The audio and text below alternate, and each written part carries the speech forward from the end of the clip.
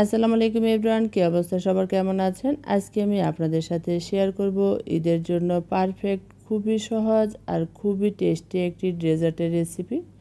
আজকের এই ডেজার্টটা কিন্তু হাতের কাছে কিছু উপকরণ থাকলে ঝটপট অনায়াসে যে কেউ বানিয়ে ফেলতে পারবেন। আশা করছি আমার আজকের রেসিপিটি আপনাদের কাছে ভালো লাগবে। আজকের এই ডেজার্টটা বানানোর জন্য প্রথমে নিয়েছি একটি পাত্রের মধ্যে 3 কাপ লিকুইড দুধ।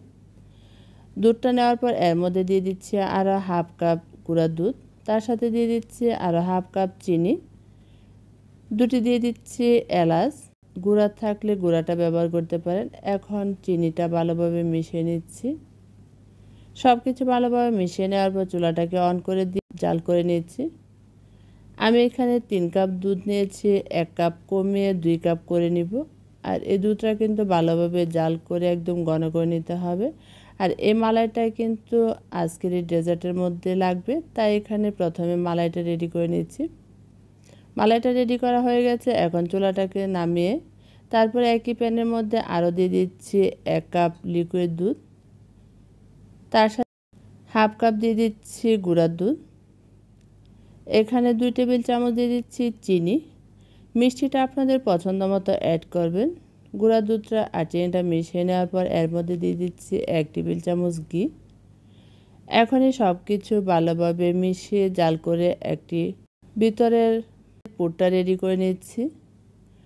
আর এভাবে নাড়তে নাড়তে কিন্তু ভিতরের পুরটা রেডি করে নিব। এখন যখন এরকম প্যান থেকে উঠে আসবে তখনই চুলাটা অফ করে দিয়ে তারপরে আমি এই পুরটা রেডি করে একটি বাটির মধ্যে তুলে নিচ্ছি। আর এই পুরটা দিয়ে কিন্তু আজকের এই ডেজার্টটা বানাবো।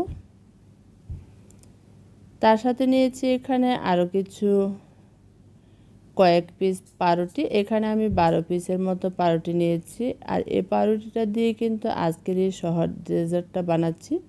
এখন আমি সাইডের শক্ত অংশটা কেটে নিচ্ছি। একই রকমভাবে সবগুলো ব্রেডের সাইডের অংশ কেটে নিতে হবে। এই সাইডের অংশটা কিন্তু ফেলে দিব না, ব্রেড ক্রাম্ব বানিয়ে নিব।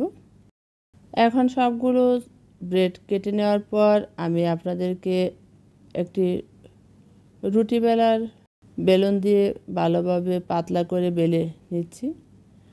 আর এই ব্রেডটা কিন্তু এভাবে পাতলা করে বেলে নিতে হবে। সবগুলো ব্রেড বেলে নেওয়ার পর তারপরে সাইডটা সমান করে আবারও একটু কেটে নেব। এখন আমি আপনাদেরকে এই ব্রেডটা দিয়ে প্রথমে রুলের মতো করে শেপ দিয়ে বানিয়ে দেখিয়ে দিচ্ছি। এখানে যে পুরটা আমি রেডি করে নিয়েছি দুধের, এই পুরটা ভরে তারপরে একটু হালকা পানি মাথার মধ্যে লাগিয়ে আমি এই রুলের মতো শেপ দিয়ে করে ব্রেড মালাইটা বানিয়ে নিব।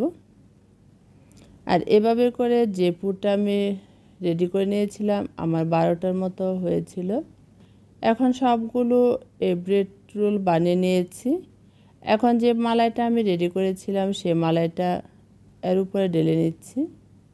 আর এই মালাইটা দেওয়ার পর এর মধ্যে কিছু বাদাম কুচি দিয়ে দিচ্ছি। আর ডেকোরেশনের জন্য এখানে আমি দিয়েছি কিছু চেরি, স্লাইস করে চেরিটা দিয়েছি দেখার সৌন্দর্যের জন্য। আপনারা চাইলে এটা স্কিপ করতে পারেন। আর এই ডেজার্টটা কিন্তু ফ্রিজে রেখে একদম ঠান্ডা করে তারপরে পরিবেশন করতে হবে।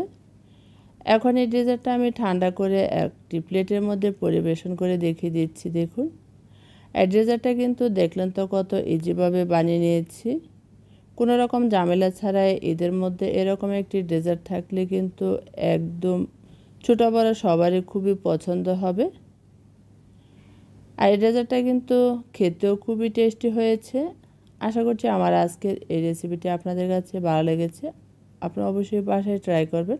আবারও দেখা হবে নতুন কোনো রেসিপি নিয়ে। সে পর্যন্ত সবাই ভালো থাকবেন, সুস্থ থাকবেন। আল্লাহ হাফেজ।